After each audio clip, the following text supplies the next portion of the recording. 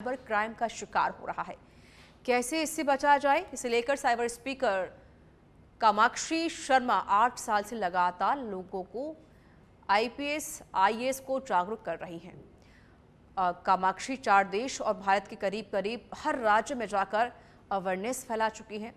कामाक्षी सच पे धड़क ऑफिस पहुंची, जहां उनसे बात की हमारे सहयोगी मेघा कौशिक ने। आज के समय में साइबर क्राइम का जिक्र और शिकार सबसे ज्यादा हो रहा है। ये इतना भयानक है कि हाल ही में हुई आईजीडीजी कॉन्फ्रेंस, जिसमें प्रधानमंत्री भी मौजूद थे, उसमें भी साइबर क्राइम का जिक्र किया गया और इससे कैसे निपटा जाए उस पर प्रेजेंटेशन भी दी गई है।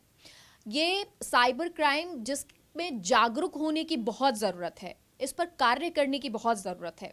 8 साल से कामाक्षी शर्मा जो इस पर कार्य कर रही हैं, साइबर स्पीकर हैं, इन्वेस्टिगेशन ट्रेनिंग वो दे चुकी हैं, इसके अलावा अवेयरनेस लोगों में फैला रही हैं। कामाक्षी, बहुत बहुत स्वागत है आपका। नमस्ते। कामाक्षी 4 देशों में जा चुकी हैं, वहाँ पर इन्वेस्टिगेशन ट्रेनिंग दे चुकी हैं, इसके अलावा अवेयरनेस फैला चुकी हैं।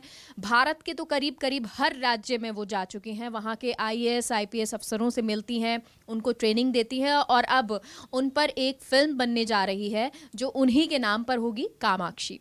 कामाक्षी, सबसे पहले आपसे जर्नी जानना चाहूँगी कि आपने कैसे इस जो आपका साइबर स्पीकर है उस पार्ट को, उस फील्ड को आपने चुना। एक्चुअली इथिकल हैकिंग में मेरा बहुत ज़्यादा इंटरेस्ट है। जैसे कॉलेज में कॉलेज में होता है कि कोई ना कोई एक बच्चा हैकर ज़रूर होता है, जिसे हैकर के नाम से जाना जाता है। तो अपने कॉलेज में मैं एज ए हैकर जानी जाती थी। बट हुआ ये कि 3rd ईयर में मेरी खुद की फ़ेक आईडी बना दी गई किसी ने। तो फिर मैं अपने डीन सर के पास गई और मैंने डीन सर से बोला, सर ऐसे ऐसे मेरी फ़ेक आईडी बनी है और इससे बहुत गलत गलत मैसेजेस जाने हैं। तो सर ने कहा, बेटा तू खुद हैकिंग जानती है, तूने कॉलेज की साइट हैक कर ली, एग्जामिनेशंस निकाल लिए, तो इतना तो कर ले, इस आईडी को हैक कर और पता कर कि इसका लॉगिन कहाँ पे था। फिर वहाँ पे मेरे माइंड में क्लिक हुआ कि अच्छा, मतलब इससे ऐसे इन्वेस्टिगेशन भी हो सकती है। तो वहाँ पे मैंने अपना केस तो सॉल्व किया ही। फिर थोड़े दिनों बाद ऐसा एक केस और आया कॉलेज के पास ही, और वहाँ पे एक बच्ची ने सुसाइड कर लिया था। उसके साथ भी कुछ डिजिटल क्राइम हुआ था।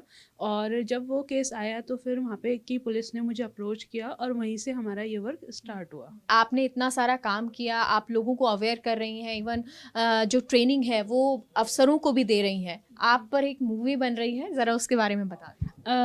जी हाँ, मेरे ऊपर एक थिएटर बायोपिक बन रही है, जिसमें मेरी लाइफ की कहानी की कैसे इस फील्ड में इतना, क्योंकि ये एक, हम देखा जाए तो एक मेल डोमिनेटिंग फील्ड होता है। अगर मैंने पुलिस ऑफिसर्स के पास भी गई थी तो 90% जो ऑफिसर्स थे वो मेल्स थे। और साइबर ऐसा फील्ड होता है कि टेक्नोलॉजी में हमेशा ये समझा जाता था कि नहीं, लड़की होगी तो इसको इतना नहीं पता होगा। इवन जब मैंने अपनी जो जर्नी स्टार्ट करी थी जम्मू में, तो मैं वहाँ गई थी तो वहाँ पे ये था कि पुलिस ऑफिसर्स आने को ही तैयार नहीं थे। मैंने बोला कि ऐसे ऐसे मैं साइबर क्राइम इन्वेस्टिगेशन के ऊपर बताऊंगी, तो उनको लगा, उस टाइम मेरी एज थी 23 ईयर्स, तो उनको लगा कि ये क्या बताएगी, मतलब एक तो लड़की है, ऊपर से टेक्नोलॉजी को इसको क्या पता होगा, ये सारी चीज़ें। तो फिर वो एक जर्नी, एक स्ट्रगल वहाँ से स्टार्ट हुआ था कि कैसे फिर मैंने इतने केसेस सॉल्व करे एक मेल डोमिनेटिंग फील्ड में रह के। उसके साथ साथ, इसके साथ साथ, क्योंकि पॉलिटिकल लोगों के भी बहुत सारे ऐसे केसेस आते थे जिनके साथ, जिनकी फ़ोटोज़ वगैरह मॉफ्ट वगैरह हुई थी। तो ये चीज़ भी देखी गई थी कि जो आपकी फ़ीमेल पॉलिटिशियंस होती हैं वो इजीली कनेक्ट कर पाती हैं। और काफ़ी चीज़ें हैं इस जर्नी में कि कैसे टेररिस्ट को पकड़ा, ऑन फील्ड भी जाके टेररिस्ट को पकड़ा। तो उसी जर्नी के ऊपर ये मूवी है। Thank you so much Kamakshi, आपने बहुत सारी यहाँ जानकारी दी है।